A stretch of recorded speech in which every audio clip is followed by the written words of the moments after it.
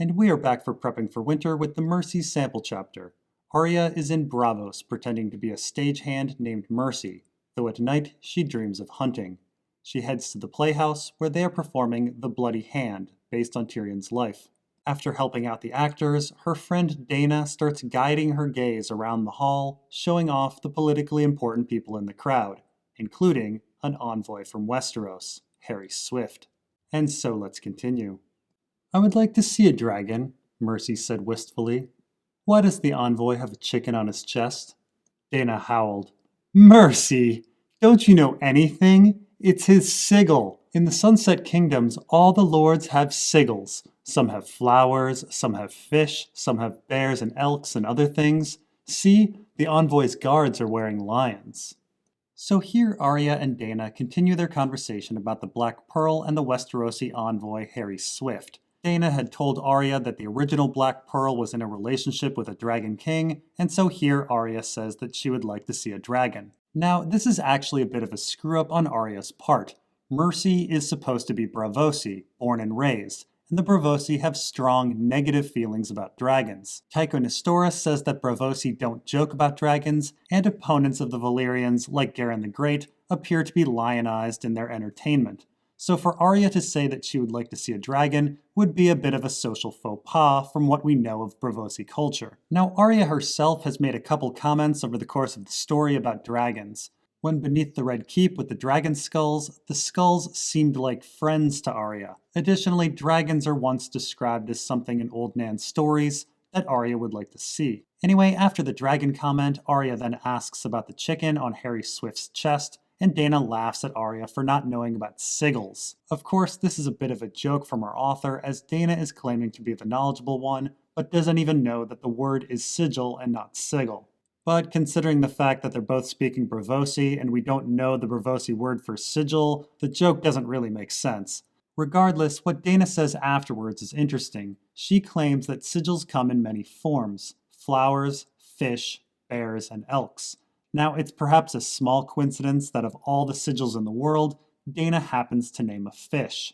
The fish is, of course, the Tully sigil, the house of Arya's mother, and one wonders if this was an intentional mention of a fish to remind Arya who she is. The other sigils, flowers and bears, Tyrells and Mormonts, seem to have no significance, and there is no elk sigil that we know of in Westeros. Though, depending on where you're from in the world, elk are moose, which would be House Hornwood, though our author is American and speaks of elk and moose as different animals in our story. Now, it is again striking that Dana has now guided Arya's eyes to the Lannister guards themselves, that is, to Raff the Sweetling. First, Dana had Arya look at a dyer, the same profession as Lommy Greenhands, then to the box where Raff the Sweetling is, then to the Black Pearl, who is sitting in front of Raff the Sweetling, then to Raff the Sweetling himself. It was true. There were 4 guards, big, hard-looking men in ringmail, with heavy Westerosi longswords sheathed at their hips. Their crimson cloaks were bordered with whorls of gold, and golden lions with red garnet eyes clasped each cloak at their shoulder. When Mercy glanced at the faces beneath the gilded lion-crested helms, her belly gave a quiver. "The gods have given me a gift." Her fingers clutched hard at Dana's arm. "That guard, the one on the end, behind the Black Pearl." And so here, among the 4 Lannister guards, Arya has spotted Raff the Sweetling, one of the 6 people left on her death list. And it is notable that this is such a wild coincidence that even Arya believes divine intervention is the cause. The gods have given her a gift. Interestingly, Arya thinks gods in plural, as in the old gods, and not God in the singular, as the many-faced god. These are clearly Arya's thoughts, and not those of Mercy. Now, how Raff the Sweetling ended up in Braavos is a fairly long and complicated story. In A Clash of Kings and A Storm of Swords, we are introduced to a whole slew of lawless men in the Riverlands. There's Amory Lorch's men, the Brave Companions, Jaqen, Rorgan Biter, the Brotherhood Without Banners, and the Mountain's Men. And Brienne and Jaime's adventures in A Feast for Crows shows us that our author is intent on wrapping up the fate of each and every member of these groups. So Raff the Sweetling was one of the Mountain's Men, and the group was given the task of foraging and raiding the Riverlands by Tywin Lannister in A Clash of Kings. The band uses Harrenhal as their base, and it's when raiding that Raff the Sweetling comes across Arya's crew. He captures Arya, Gendry, and Hot Pie, bringing them back to Harrenhal while killing Lamy Greenhands. The Mountain's men then leave Harrenhal in the hands of the brave companions as they march with Tywin towards the Westerlands, but are stopped by Edmure Tully's forces, and after this they march with Tywin's forces to King's Landing for the Battle of the Blackwater. After the victory, the Mountain's men are sent to retake Harrenhal from the brave companions, who had defected to the north, and then they join Jaime as he heads west to deal with the siege at Riverrun in A Feast for Crows. After the siege, Raff and the Mountain's men are given to Red Ronnet Connington, who travels with them to Maidenpool to deliver some prisoners, and then back to King's Landing. And then in the epilogue of A Dance with Dragons, they are made into Harry Swift's personal guard, as no one knows what to do with them. And so here Raff the Sweetling is, as one of Harry Swift's guards. And we have no idea what happened to the rest of the Mountain's men. Of the ones who have been named, there's still Joss Stillwood, Tobbit, Egan, Shitmouth, and most importantly, Dunsen, who is on Arya's death list for stealing Gendry's helmet. What of him? Do you know him? No. Mercy had been born and bred in Braavos. How could she know some Westerosi? She had to think a moment. It's only... well, he's fair to look on, don't you think? He was, in a rough-hewn sort of way, though his eyes were hard. Dana shrugged. He's very old. Not so old as the other ones, but he could be 30. And Westerosi. They're terrible savages, Mercy. Best stay away from his sort. So here Dana asks if Arya knows Raff the Sweetling. Now this could be nothing, but it should be noted that in the most recent Arya chapter, The Ugly Little Girl, Arya is present for a Faceless Man ceremony where various agents reveal that they cannot take on a murder as they know the victim. And this rule that you can't kill a mark you know may explain why the sailors on Arya's ship over to Braavos persisted in having her know their names. With Dana speaking this line and being so instrumental in guiding Arya's gaze, one does wonder if she's an agent of the House of Black and White. Regardless, Arya does in fact know Raff the Sweetling, thus Arya is not only violating a religious tenet by killing someone who is not her mark, but is violating a tenet by killing someone she knows. Now, I will say there is a contradiction with the whole knowing someone rule. A faceless man appears to be expected to be no one and then take on a new identity. However, knowing someone and speaking up about that fact demonstrates that an agent had a previous life. If an agent is no one, shouldn't they also know no one? And in a new identity, shouldn't that new character not know anyone? Here Arya notes that Mercy doesn't know Raff the Sweetling.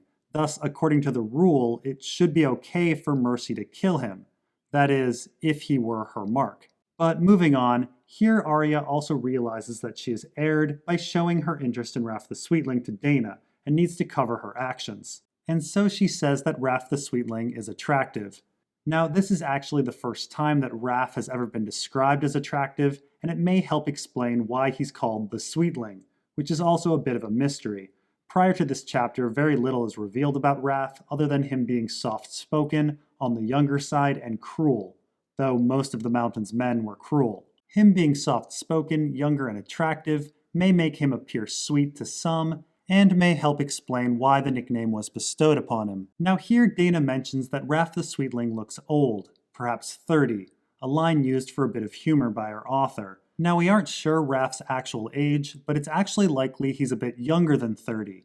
When Jaime meets Raff, he describes Raff as a younger man, and Jaime is only 34. If Raff were truly 30, one would think Jaime would think Raff was around his age, especially considering the fact that Raff has likely lived a rough, low-born life. This all points to the idea that Dana is quite a bit younger than Raff, likely only a teenager, old enough to be giving Arya advice, but young enough to think Raff is super old, and mistake someone in their mid-20s for being 30. And Dana being a teenager does fit with her being a stand-in for Sansa in Arya's life, and playing Sansa in The Bloody Hand. Stay away, Mercy giggled. She was a giggly sort of girl, was Mercy. No, I've got to get closer. She gave Dana a squeeze and said, If the snapper comes looking for me, tell her that I went off to read my lines again. She only had a few, and most were just, Oh, no, no, no, and Don't, oh, don't touch me, and Please, my lord, I am still a maiden. But this was the first time Isambaro had given her any lines at all, so it was only to be expected that poor Mercy would want to get them right. So here Arya says she's going to meet Raff and tells Dana to cover for her. And Dana curiously doesn't try to stop Arya at all, even though they have a show to perform. Dana spent quite a bit of time guiding Arya's gaze to Raff, and now doesn't stand in her way. Now Arya's excuse for the snapper is that she's practicing her lines, and we get to hear what a few of those lines are. And though brief, they are another reveal that Arya is playing Shay in the play. So we know that Arya is going to be raped and murdered in the show, which matches Shay, but also we see that Arya's line includes a "my lord" instead of "my lord." This shows that her character is lowborn, just like Shay. Now I will say, early on in the Ice and Fire series, our author wasn't always consistent with the "my lords" and "my lords" on low and highborn. But later on it becomes part of the story that "my lord" is for lowborn exclusively, and "my lord" is for highborn exclusively. Roose Bolton even scolds Theon for not using the term "my lord" when he's being Reek. Interestingly, Arya uses the term "my lord" around Roose Bolton back in A Clash of Kings when she was posing as the servant Nan, making us wonder if Roose knew Arya was an imposter or if this was just author error. The envoy from the Seven Kingdoms had taken 2 of his guards into his box to stand behind him and the Black Pearl, but the other 2 had been posted just outside the door to make certain he was not disturbed. They were talking quietly in the common tongue of Westeros as she slipped up silently behind them in the darkened passage. That was not a language Mercy knew. And so here it seems that after Raff the Sweetling was seen by Arya inside the Sea Lord's box, he was then moved to be posted outside. Now, it is a bit interesting that Arya, a revenge-focused actor-assassin who sympathizes with the losers of a war, is approaching a man in a theater balcony as he watches a play. It's a bit reminiscent of John Wilkes Booth and Abraham Lincoln, though I would probably chalk this up to coincidence. Now, it's of note that Arya is silently lurking forward in the shadows. This is in the manner of one of Arya's often repeated phrases, "quiet as a shadow," or sometimes "silent as a shadow," a phrase she learned from Syrio. Later in this chapter, she even uses the phrase "quiet as a shadow," and the phrase does have a weird history to it, which we'll talk about when we get to that line. So Arya then notes as she approaches the guards that they are speaking the common tongue, and that is not a language that Mercy knows. And this really highlights the ridiculousness of the Faceless Men's task of trying to become no one or someone else. There are some things that are so fundamental that one cannot unlearn them. Besides through brain damage, one cannot unlearn something as huge as one's native language, nor major aspects of one's past either. These memories form our personality and are embedded into our subconscious. They cannot be forgotten. So it almost goes without saying that Raff the Sweetling, a man who traumatized Arya by murdering her friend Lummy Greenhands in front of her, would never ever be forgotten by her. "Seven hells, this place is damp," she heard her guard complain. "Where are the orange trees? I always heard there were orange trees in the free cities. Lemons and limes, pomegranates, hot peppers, warm nights, girls with bare bellies. Where are the bare-bellied girls, I ask you?" "Down in Weiss, and Mir, and old Volantis," the other guard replied. He was an older man, big-bellied and grizzled. "I went to Weiss with Lord Tywin once, when he was hand to Ares. Braavos is north of King's Landing, fool. Can't you read a bloody map?" And so here we have a passage that many have likely been waiting for me to get to. It is perhaps the most infamous passage of all of the sample chapters. Raff the Sweetling and the other guard have a discussion about the climate in Braavos, and Raff wonders where the fruit trees are, including lemon trees. And the other guard essentially calls Raff an idiot for thinking lemon trees could grow at this latitude. Can't you read a bloody map? Now, of course, Dany spent her younger years in Braavos at the House with the Red Door and remembers a lemon tree outside her window. And so we have a contradiction, an issue in which fans call Lemongate. Why does Dany remember a lemon tree outside her window when lemon trees don't grow in Braavos? It seems that Dany's memories are off, and perhaps she didn't grow up in Braavos at all. Now, prior to the release of the Mercy sample chapter, the lemon tree issue existed, but it was a bit more indirect. Arya notes that the climate in Braavos is cold and rainy and a feast for crows, and there is a chapter in A Storm of Swords where Angai the Archer is mocked for asking for lemons in the Riverlands. Sharma the innkeep asks him if this looks like Dorne to him. And besides Dorne, we only hear about lemons growing in southern climates, like Meereen in A Dance with Dragons. But this discussion is the most direct and glaring. Braavos doesn't have lemon trees. Our characters are straight up telling us that Braavos doesn't have lemon trees, and even as far south as King's Landing, there aren't lemon trees either. Also, in the Elaine sample chapter, we find out that lemons don't grow in the Vale. No, and again it's reiterated that lemons grow in the southern latitude of Dorne and Slaver's Bay, adding in Lice, Mere, and Volantis. A fan even asked George R.R. Martin about this particular issue, and he said it was significant. So yes, something is definitely up with Dany's memory of the house with the red door. Now, I will say there are still those who cling to the idea that the house with the red door is in Braavos, and the most common defense is a pretty poor one, to claim that trees grow in courtyards of the mighty. It's a straw man argument and completely ignores the lemon aspect of the tree. It's Lemongate, not Treegate. Others get more creative and claim that Dany lived with someone who was rich enough to have a greenhouse, or that perhaps a lemon was transported and survived during a long summer, or that some special strain of lemon tree could survive in a cold climate. Of course, these arguments really miss the point. Our author has been leaving clues all over the place that lemons don't grow in Braavos and that something is not right with what we've been told.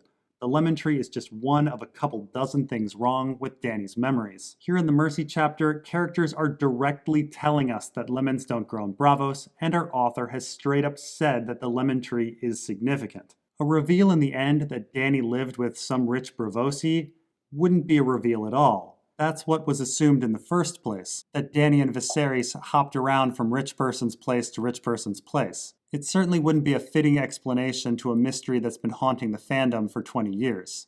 "How long you think we'll be here?" "Longer than you'd like," the old man replied. "If he goes back without the gold, the queen will have his head. Besides, I've seen that wife of his. There's steps in Casterly Rock she can't go down for fear she'd get stuck. That's how fat she is. Who'd go back to that when he has his sooty queen?" And so here we have a pretty big reveal that Harry Swift is unable to return home unless he secures good relations between the Iron Bank and the Iron Throne for fear of being killed by the Queen. And this is very much a spoiler that Cersei has won her trial and has returned to being regent. The only other queen they could be speaking of is Marjorie Tyrell, but this doesn't sound like her personality, and it's unlikely anyone would allow her to be regent.